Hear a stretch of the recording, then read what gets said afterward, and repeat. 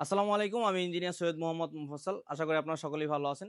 তো আজকে আমরা একটা বিষয় নিয়ে আলোচনা করব। সেটা হচ্ছে আপনারা আজকের ভিডিওর মাধ্যমে জানতে পারবেন যে আমাদের গাঁথনির সময় আমরা কোন বিষয়গুলোকে গুরুত্ব দিব এবং কোন বিষয়গুলোকে খেয়াল রেখে আমরা গাঁথনিগুলো করলে আমাদের গাঁথনির কোয়ালিটি সুন্দর থাকবে এবং গাঁথনিগুলো মজবুত হবে। প্রথমত আমরা গাঁথনি করার সময় যে ইটগুলো আছে এই ইটগুলো ৮ থেকে ১২ ঘন্টা পর্যন্ত আমরা এটাকে ভিজিয়ে রাখবো। এই ইটগুলোকে সম্পূর্ণ ভালোভাবে ভিজিয়ে তারপর আমরা গাঁথনি করার জন্য আনবো।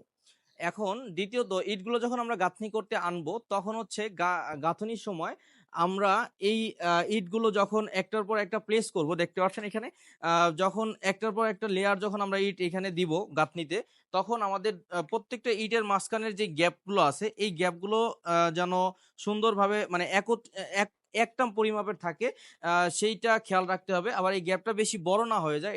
এই একই পরিমাপটা আমরা এটা মেজারমেন্ট করার জন্য করে এটাকে গাঁথনি করার চেষ্টা করব। তাহলে হচ্ছে আমাদের এই দুই ইটের মধ্যকার যে জয়েন্ট, এই জয়েন্টে আমাদের মশলা যেই ইয়াটা থাকবে, মানে সিমেন্ট বালু যে মশলা থাকবে, এই মশলাগুলো এখানে ঢুকতে পারবে সঠিকভাবে।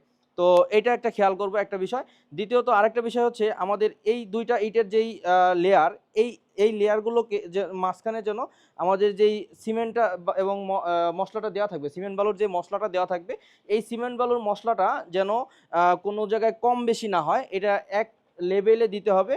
এবং এটা যদি কম বেশি হয় সেক্ষেত্রে দেখবেন যে উপরের যে ইট আছে, এক জায়গার ইট উঁচা হয়ে যাবে, এক জায়গার ইট নিচে হয়ে যাবে। সেক্ষেত্রে এটা মানে এই গাঁথনিটা সুন্দর হবে না। এবং ওইখানে যদি বেশি বালু সিমেন্ট দেওয়া হয় তাহলে সেই ক্ষেত্রে ওই সিমেন্ট বালুর অতিরিক্ত আধিক্যের কারণে ওই সব জায়গায় আমাদের ইটগুলো ছুটে যেতে পারে অতিরিক্ত সিমেন্ট বালু দেওয়ার কারণে। তো এক জায়গায় উঁচা এক জায়গায় নিচে এইরকম করা যাবে না।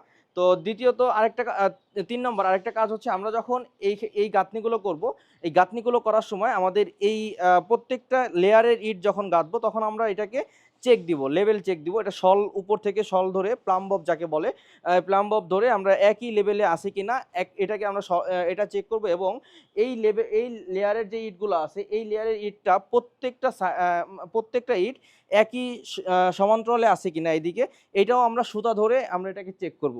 আর আরেকটা পয়েন্ট হচ্ছে আমরা কাজের সময় খেয়াল রাখবো, গাঁথনির সময় আমাদের রুমের ভিতরে যেই ডিজাইনে গাঁথনি করা হয়েছে, যেমন বেশি ইম্পর্টেন্ট বিষয় সেটা হচ্ছে বিমের যেই সাইডগুলো আছে, বিম ফ্লাশে আমরা যে গাঁথনিগুলো করি, এই বিম ফ্লাশের গাঁথনিগুলো আমরা একটু চেক করব যে এই গাঁথনিগুলো যে অ্যাকুরেট বিম ফ্লাশে আছে কিনা। দেখেন এই যে যে গাঁথনিটা আছে, এই গাঁথনিটা আমাদের এই বিমের আউট ফ্ল্যাশে করা হয়েছে।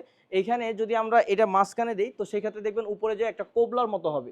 তো এই গাঁথনিটা উপর থেকে সল দিয়ে এটাকে চেক করতে হবে যে এই গাঁথনিটা একই লেভেলে আছে কিনা। এটা হচ্ছে গাঁথনি যখন আমরা করব, এটা হচ্ছে আমাদের রুমের সৌন্দর্য বৃদ্ধি করবে।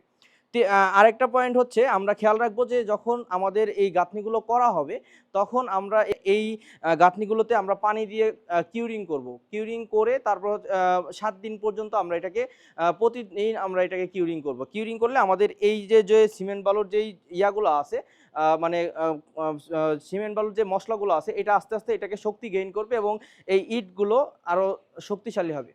এখন আরেকটা ইম্পর্টেন্ট কথা সেটা হচ্ছে আমরা যখন গাঁথনি করব, এই গাঁথনিতে আমরা সিমেন্ট বালুর রেশিওটা কি দিব। আমরা গাঁথনির সময় আমরা সাধারণত যেটা করে থাকি এটা হচ্ছে 1:4 রেশিওতে আমরা বালু এবং সিমেন্ট মিক্সড করে তারপর হচ্ছে আমরা গাঁথনিগুলো করব। এবং এই রেশিওতে আমরা গাঁথনিগুলো করলে গাঁথনির হার্ড বেশি হবে এবং গাঁথনিটা খুব শক্তিশালী হবে।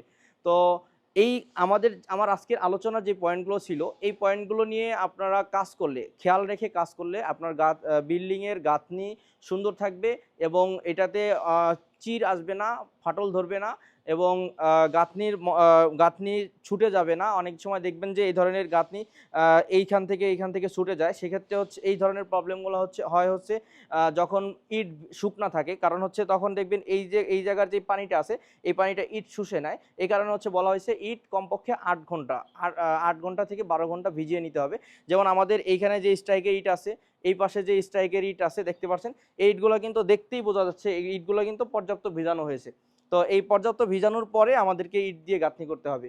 আরেকটা বিষয় হচ্ছে ইটের গাঁথনিতে আমাদের ১ নম্বর ইটটা ব্যবহার করতে হবে। যতই ভালো আপনি গাঁথনি করেন, যত মসলা দেন, যত ভালো কিছু করেন, ইট যদি ১ নম্বর না হয়, ইট যদি ভালো মতো পোড়া না হয়, তো সেক্ষেত্রে দেখবেন যে আপনার এই সিমেন্ট বালুর সাথে ইটের সাথে যে বন্ডিং এটা হচ্ছে না। এটা একটা পোড়ামাটির মতো হয়ে যাবে এবং এটা ভুসভুসে থাকবে। ওই ধরনের বন্ডিংটা সিমেন্ট বালুর সাথে হবে না। তো সেক্ষেত্রে আমাদের ইটটা নির্বাচনের সময় আপনাকে খুব সুন্দরভাবে গুলো ভালো ইট যেগুলো এটার কোয়ালিটি যাচাই করে ইটগুলো ক্রয় করতে হবে। তো ইট সংক্রান্ত পরবর্তীতে আমরা আরো ভিডিও নিয়ে আসবো আপনাদের সাথে, কিভাবে ভালো ইট চিনবেন। তো আমাদের সাথেই থাকুন। এতক্ষণ আমাদের সাথে থাকার জন্য অসংখ্য ধন্যবাদ। আসসালামু আলাইকুম।